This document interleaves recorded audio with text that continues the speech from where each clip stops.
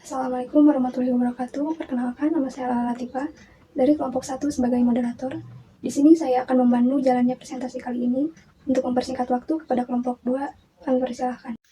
Manajemen resiko. Manajemen resiko di bidang bisnis sebagaimana terjadi pada teori keuangan konvensional juga diterima oleh Islam sebagai suatu cara untuk menjamin pemenuhan tujuan dan sasaran yang akhirnya mendatangkan kebahagiaan atau saadah di dunia dan di akhirat. Dalam perspektif Islam, resiko itu diklasifikasikan menjadi dua. Yang pertama yaitu resiko akhirat dan resiko dunia. Selanjutnya yaitu manajemen resiko memiliki beberapa proses. Yang pertama yaitu mengidentifikasi resiko, yang kedua menganalisis atau penilaian terhadap resiko, yang ketiga yaitu monitoring resiko, dan yang keempat adalah pelaporan dan pengendalian resiko. Identifikasi resiko merupakan tahap paling krusial. Strategi manajemen resiko itu dilakukan melalui dua tahap. Yang pertama yaitu penanganan resiko atau risk control, dan yang kedua pembiayaan resiko atau risk financing. Penanganan resiko itu dijalankan dengan strategi. Yang pertama itu menghindari resiko, yang kedua mengendalikan resiko sampai titik wajar, lalu memisahkan resiko, melakukan kombinasi, dan memindahkan resiko. Selanjutnya, tujuan perusahaan dan kesejahteraan sosial ekonomi. Terdapat perbedaan utama dalam perusahaan dalam perspektif konvensional dan syariah.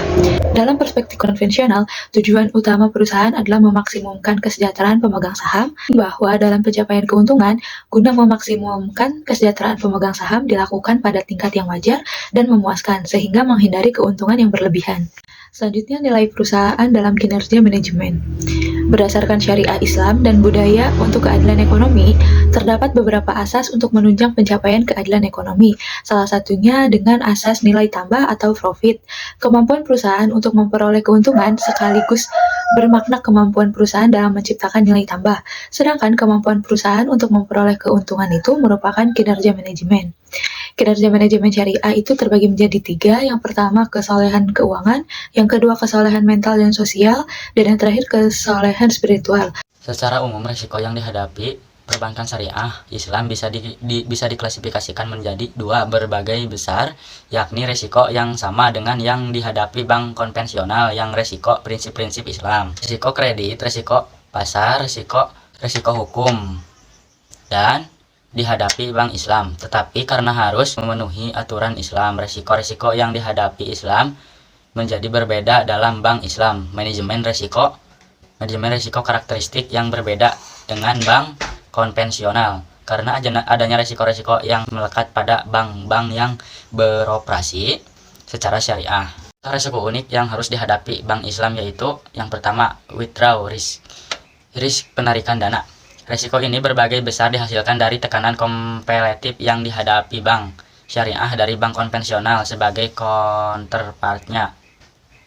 Yang kedua, fiduciary risk sebagai risiko yang secara hukum bertanggung jawab atas pelanggaran kontrak intensional. Yang ketiga, displaced commercial risk adalah transfer risiko yang berhubungan dengan simpanan para pemegang ekuitas. Risiko ini bisa muncul ketika bank berada di bawah tekanan untuk mendapatkan profit, namun justru bank memberikan sebagian profitnya kepada deposan akibat rendahnya tingkat return. Optimalisasi peran Dewan Pengawas Syariah. Peran Dewan Pengawas Syariah atau yang biasa disebut DSN dibentuk oleh Majelis Ulama Indonesia atau MUI yang bertugas dan memiliki kewenangan untuk memastikan kesesuaian antara produk, jasa, dan kegiatan usaha lembaga keuangan syariah seperti bank, asuransi, reksadana, dan sebagainya dengan prinsip secara syariah. Fungsi utamanya yaitu untuk mengawasi produk-produk lembaga keuangan syariah agar sesuai dengan prinsip-prinsip syariah. Lalu ada peran pokok dari DPS pada setiap lembaga keuangan syariah, yaitu yang pertama, memberikan nasihat dan saran kepada direksi. Yang kedua, melakukan pengawasan, baik secara aktif maupun pasif. Tiga, sebagai mediator antara lembaga keuangan syariah dan DSN dalam mengkomunikasikan usul dan saran pengembangan produk dan jasa dari LKS yang memerlukan kajian dari fatwa DSN. Risiko-risiko dalam perbankan syariah itu ada 8. Yang pertama yaitu risiko pembiayaan, yang kedua risiko pasar, yang ketiga risiko likuiditas, yang keempat risiko operasional, yang kelima risiko hukum, yang keenam risiko reputasi, yang ketujuh risiko strategik, dan yang terakhir risiko kepatuhan. Terima kasih kepada pemateri kelompok 2 yang telah memaparkan materinya dengan baik. Untuk selanjutnya sesi pertanyaan atau diskusi. Baik, langsung saja di sini ada beberapa pertanyaan dari rekan-rekan. Yang pertama dari kelompok 3. Pertanyaannya yaitu bagaimana cara mengoptimalisasi Dewan Pengawasan Syariah? Baik, jawabannya yaitu terdapat 3 hal yang dapat dilakukan dalam upaya pengoptimalisasian peran DPS. Yang pertama yaitu berkaitan dengan penguatan regulasi bagi keberadaan DPS di lembaga keuangan syariah. Yang kedua yaitu berkaitan dengan pemerataan pemahaman tentang peran penting DPS dalam mendorong pengembangan ekonomi syariah. Yang ketiga yaitu berkaitan dengan sumber daya insani. Selanjutnya dari kelompok 4, pertanyaannya yaitu resiko apa saja yang harus dihadapi oleh perbankan atau perusahaan dalam mengendalikan manajemen resiko secara syariah? Baik, untuk jawabannya yaitu dalam resiko yang akan dihadapi oleh perbankan syariah itu ada 10. Yang pertama yaitu resiko kredit, yang kedua resiko pasar, yang ketiga resiko likuiditas, yang keempat resiko operasional, yang kelima resiko hukum, yang keenam resiko reputasi, yang ketujuh resiko strategis, dan kedelapan resiko kepatuhan, 9 resiko imbal hasil, dan 10 resiko investasi. Selanjutnya dari kelompok 5 yaitu pertanyaannya, apa konsekuensi jika suatu perusahaan tidak mengikuti nilai-nilai perusahaan? Untuk jawabannya, nilai perusahaan itu kan merupakan pencapaian dari suatu perusahaan atas gambaran dari kepercayaan masyarakat terhadap perusahaan tersebut.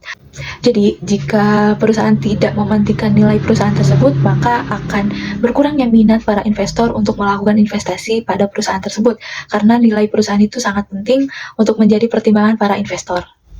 Dan yang terakhir dari kelompok 6, pertanyaannya yaitu, apa perbedaan utama dalam manajemen risiko antara lembaga keuangan konvensional dan lembaga keuangan syariah? Baik, untuk jawabannya, pada penerapan manajemen risiko di bank syariah itu berbeda dengan bank konvensional. Seperti yang disebutkan dalam Peraturan OJK Nomor 65 Tahun 2016, bahwa ada risiko yang dialami oleh bank syariah tapi tidak dialami oleh bank konvensional adalah risiko imbal hasil dan risiko investasi. Yang dimaksud dengan risiko imbal hasil adalah risiko akibat perubahan tingkat imbal hasil yang dibayarkan bank kepada nasabah. Karena terjadi perubahan tingkat imbal hasil yang diterima bank dari penyaluran dana yang dapat mempengaruhi perilaku nasabah dana pihak ketiga bank. Yang selanjutnya yaitu risiko investasi adalah kondisi di mana investor itu berpeluang mengalami kerugian akibat aktivitas investasi yang ia lakukan.